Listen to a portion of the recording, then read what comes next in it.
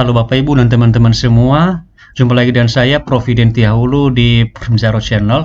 Di video kali ini kita akan membahas terkait dengan kasus peserta SKD atau Seleksi Kompetensi Dasar CPNS tahun 2024, di mana kasusnya yang sering terjadi adalah jika misalnya nilai SKD sama, kira-kira siapa yang akan lolos ke SKB. Nah, di sini teman-teman, untuk kasus seperti ini maka berlakulah yang namanya kebijakan terbaru, dan bagaimana kebijakannya silakan simak terus video berikut ini sampai selesai.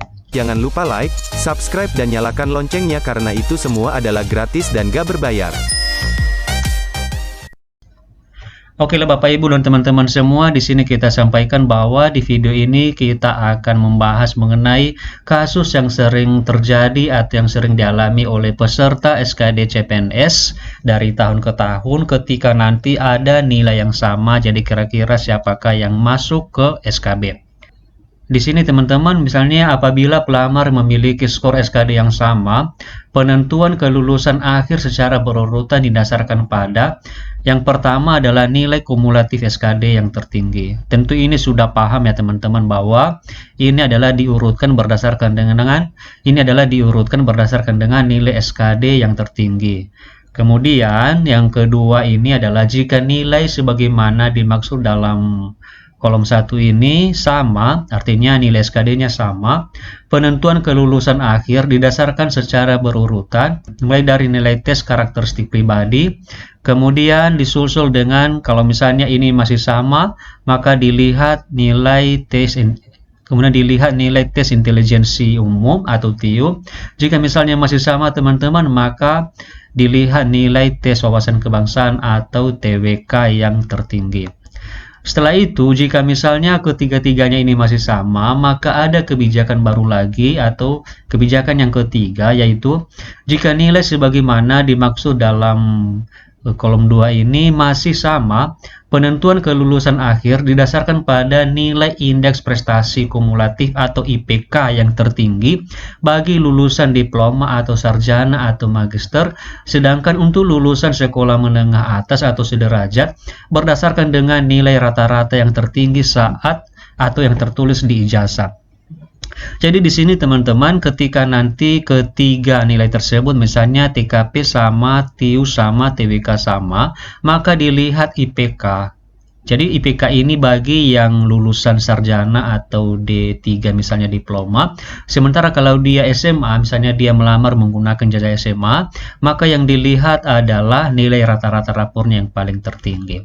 Kemudian teman-teman, jika misalnya ini masih sama ya teman-teman ya, maka kebijakan baru lagi atau kebijakan keempat adalah jika nilai sebagaimana dimaksud dalam kolom 3 ini masih sama, penentuan kelulusan didasarkan pada usia pelamar yang lebih tinggi.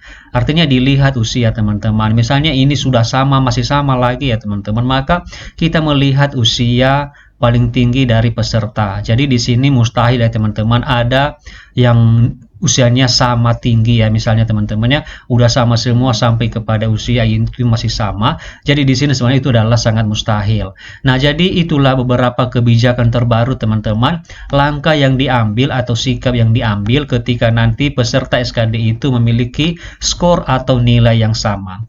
Kemudian di sini saya akan memberikan sebuah ilustrasi terkait dengan kasus ketika peserta SKD CPNS tersebut memiliki nilai SKD yang sama.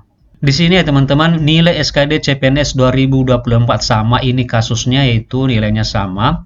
Misalkan di sini ada jumlah formasi adalah 1, sementara jumlah pelamar adalah 4.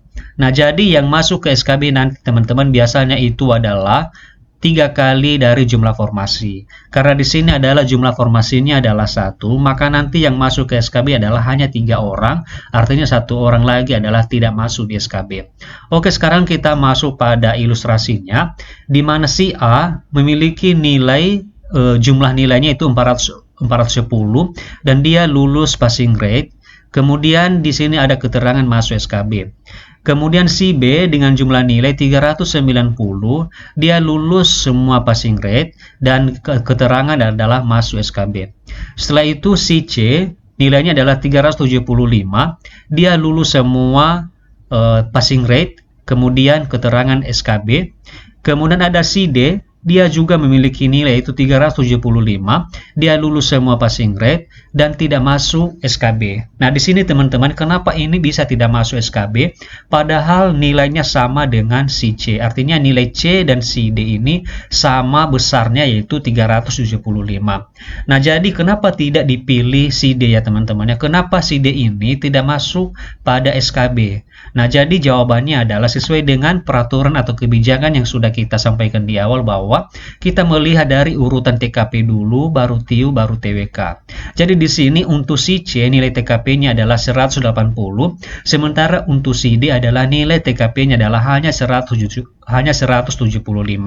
Nah, jadi di antara ini walaupun nilainya sama, yaitu 375, maka yang berhak masuk ke SKB adalah si C teman-teman, karena dia memiliki nilai TKP yang lebih besar daripada si D. Nah, jadi itu teman-temannya, kasus seperti itulah ilustrasinya. Jadi silakan teman-teman CPNS Formasi 2024, silakan dilihat nilainya. Jika misalnya ada sama nilainya dengan lawan, maka silakan diperhatikan mulai dari TKP-nya, TIU, dan TWK. Kemudian kalau masih sama ini ya teman-teman, maka silakan dilihat IPK-nya, dan kalau masih sama silakan dicari tahu berapa umur daripada lawan kita tersebut. Nah, jadi seperti itu saja teman-teman informasi yang bisa kita sampaikan. Semoga video ini bermanfaat. Terima kasih and see you in the next video.